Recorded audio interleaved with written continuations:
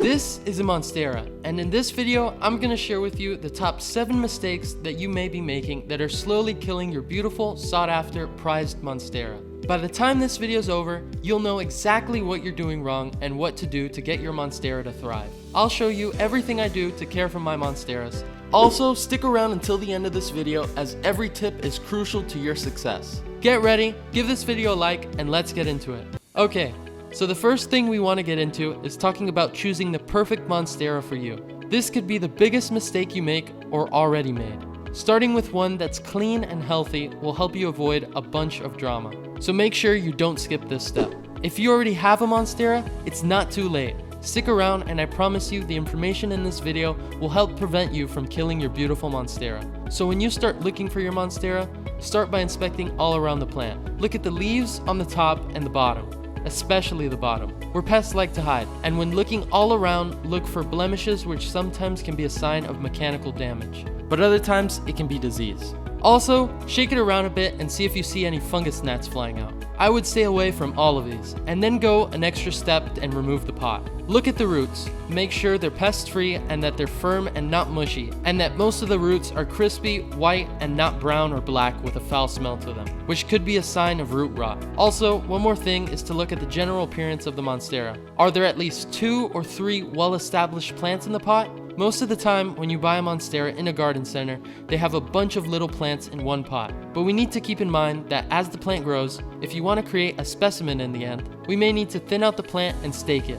which I'll go over just how to do that at the end of this video. Okay, so we got our plant home and we're gonna put it in the perfect place that we thought about, because we did our research before we even bought the Monstera, right? I know you did your research. Hey, that's why you're watching this video. So let's talk lighting. Proper lighting is crucial for the health and growth of your Monstera, especially if you want those prized fenestrations. Those are the holes in the leaves that everyone's after. So one common mistake that new Monstera owners make is exposing their Monstera to too much direct light too soon. Native to the tropical rainforests of Central and South America, Monsteras thrive under the canopy of taller trees where they receive filtered, indirect light. So if your plant is not acclimated correctly, then the excessive direct sunlight can lead to leaf burn, evidenced by brown, scorched patches on the leaves, yellowing, and drooping foliage. To prevent this, place your Monstera in a spot with bright, indirect sunlight, using sheer curtains to diffuse any direct sunlight, or positioning the plant a few feet away from the window.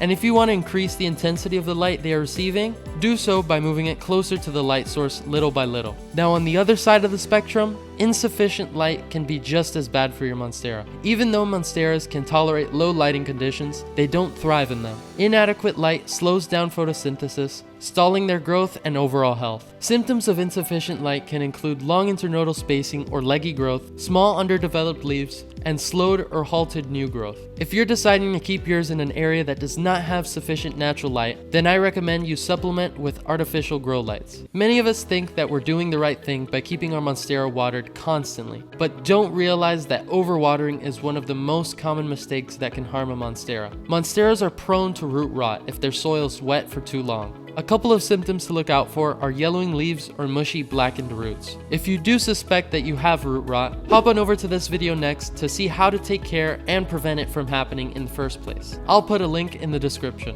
If you don't have root rot but suspect you may have a heavy hand when it comes to watering, to prevent it, water your Monstera when the top 2 inches of soil feels dry to the touch, and ensure that the pot has drainage holes to allow excess water to escape. Also, use a well-draining soil mix, such as one containing peat moss, perlite, and orchid bark, to help maintain the right moisture level without waterlogging the roots. And now, since we're on the topic of watering, also when your Monstera outgrows its existing pot and you decide that you need to step it up, always try to go to a pot that is 1 to 2 inches larger than the existing pot. This will reduce the probability of overwatering, because if you do go to a pot that's a lot larger than the existing pot, then the existing root system compared to the amount of soil in the new pot won't be enough to take up all of the excess water. That being said, do you always have to go up 1 to 2 sizes larger? No. If you have some experience caring for plants, and you do want to go a little bigger, you can. But keep in mind that you will have to manage the water that much more. And it would be best if you use a mix that has a little more drainage. Again, to try to prevent root rot. Choosing the proper fertilizer and understanding when and how to use it is crucial for the health and growth of your Monstera. Fertilizing should be done during the growing season, typically from spring through early autumn, when the plant is actively producing new leaves. During this time, feed your Monstera every 4 to 6 weeks with a balanced, water-soluble fertilizer diluted to half the recommended strength. Always keeping in mind that over-fertilization can burn the roots, which damages the plant's ability to absorb water and nutrients. Symptoms of overfeeding include brown, crispy leaf edges and yellowing leaves. To prevent this, always follow the dilution instructions for the fertilizer you're using, and avoid fertilizing during the plant's dormant period in winter. Also, be sure to leach your soil. Not leaching the soil can make the problem worse and lead to fertilizer buildup. Leaching basically involves thoroughly watering the plant to flush out excess salts from the soil. This should be done every few months, especially if you notice signs of over-fertilization. To leach the soil, water your Monstera until water flows freely from the drainage holes, allowing it to drain completely, and repeat this process a few times in one session to make sure you get a thorough flush. Okay, so we got lighting, watering, and fertilization down. What else could you need? Regular health checks. Yeah, I know, you're probably rolling your eyes thinking, yeah, I know, I see my plant every day and I know how it's doing. But you don't, unless you really get up close and personal with your Monstera. Hey, even the pros do this on a regular basis and it pays off for them, so why wouldn't it for us? Neglecting regular health checks on your Monstera can lead to a bunch of problems that might compromise the plant's vitality and longevity. Regular health checks are especially important for catching issues early, giving us the chance to address them before they blow up into serious problems. Without these checks, pests like spider mites, aphids, and mealybugs can go unnoticed and multiply, feeding on the plant and weakening it. Without regular checkups, signs of diseases such as root rot caused by overwatering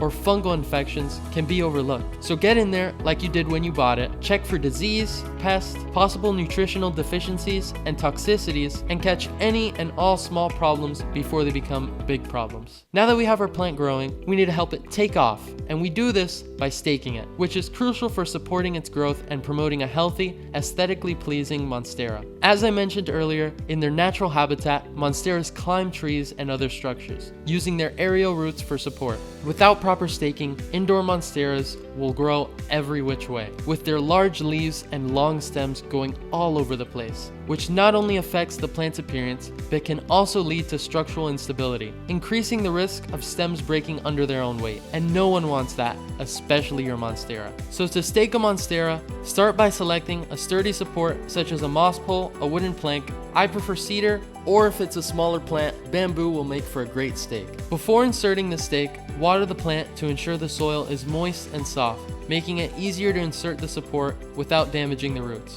Place the stake into the pot, positioning it near the plant's main stem but avoiding any other major roots. And make sure the stake is firmly anchored and stable. Next, gently secure the Monstera to the stake using soft plant ties, twine, or Velcro strips. Avoid tying too tightly to prevent damaging the stem. Start at the base of the plant and work your way up, securing the plant every few inches to ensure it's evenly supported. As the Monstera grows, continue to tie new growth to the stake, adjusting the ties as needed to accommodate the plant's expanding size. So now that you know how to stake your Monstera, remember in the beginning of this video how I said that preferably you would need 2 to 3 plants per pot to start it right? Well, in this video, we go over exactly how we started this one from beginning to end the right way.